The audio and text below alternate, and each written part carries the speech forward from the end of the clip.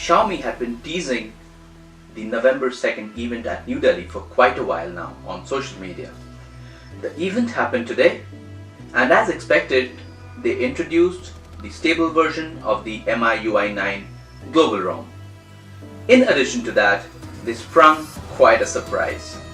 In this video, we are going to take a look at what that surprise was, and I will share my thoughts on what I feel about those surprises. Hey guys, my name is Souvik. You are watching Souvik Says. This is the channel where we help you decipher tech. Without wasting any more time, let's get right into it.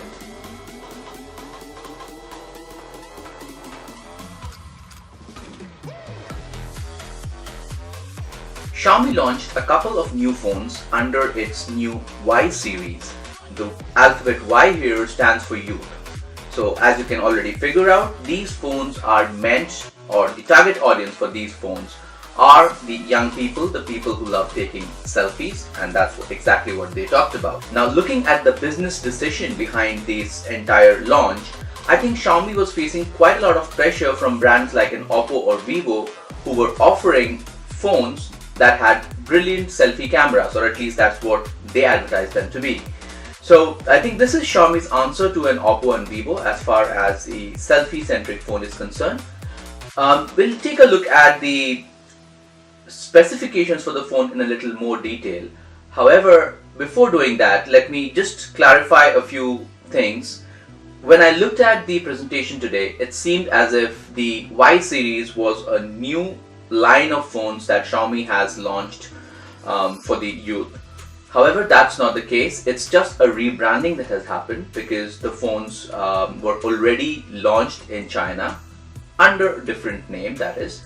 So the Redmi Y1 is available in China as the Redmi Note 5A Prime, quite a mouthful, whereas the Redmi Y1 Lite is available as the Redmi Note 5A. Now, setting that aside, I think specification wise the phones are kind of okay, and we'll take a look at the specifications now. We'll start with the Redmi Y1. It has a 5.5-inch 720p HD screen. Mind you, it's not a full HD screen, it just plays, or it's capable of playing 720p. From a processor perspective, it comes with a Snapdragon 435 octa-core processor. The major talking point of this phone, as I said, was the selfie feature. So the phone comes with a 16 megapixel selfie camera with a selfie flash. Now, Xiaomi did talk about a lot of software enhancements that they have introduced as far as a selfie is concerned. So they showcased a few camera samples, and as always, we'll have to take it with a pinch of salt because a presentation, a photograph is something that you can always manipulate. We'll have to see how it really performs in real life situation. Now I did go through a few of the hands-on camera footages that a lot of other YouTubers have posted already, and honestly I think the selfie camera is at par with the Oppos and the Vivos of the world. It's nothing groundbreaking. Moving on, the rear camera is a 13 megapixel camera which supports face detection autofocus. Now this phone is available in a couple of variants, one that comes with 3GB of RAM and 32GB of internal storage, and that is priced at 8,999 rupees. The other variant is a 4GB with a 64GB storage, and that's priced at 10,999 rupees. Another unique feature in this phone, and it's a kind of a first for Xiaomi, is the availability of dual nano SIM along with a dedicated micro SD card slot that can take up to 128GB. So Xiaomi has moved away from the hybrid SIM solution that we usually see with this phone, and you can use two SIMs along with a micro SD card at the same time without any hacks. Moving on to the Redmi Y1 Lite, or the Redmi Note 5A as it is called in China. The specifications are more or less similar with a few changes. So the screen remains the same, which is a 5.5-inch 720p screen. On the processor front, this comes with a Snapdragon 425 quad-core processor as opposed to the 435 octa-core in the Redmi Y1. The front-facing camera disappointingly goes down to 5 megapixels only.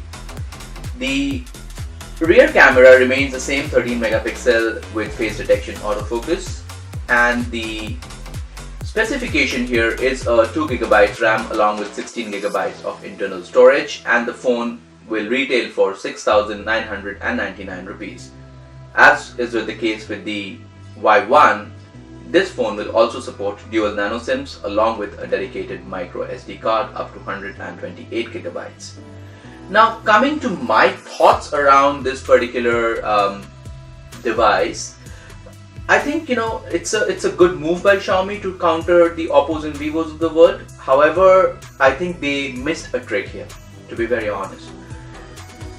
The pricing, and that's what Xiaomi plays on, and that's what makes Xiaomi really attractive to the Indian consumers, is something they could have been a little more aggressive with. I know they talked about this being one of the very few 5.5-inch phones available under the 10,000 rupees price bracket, and I really do agree with that.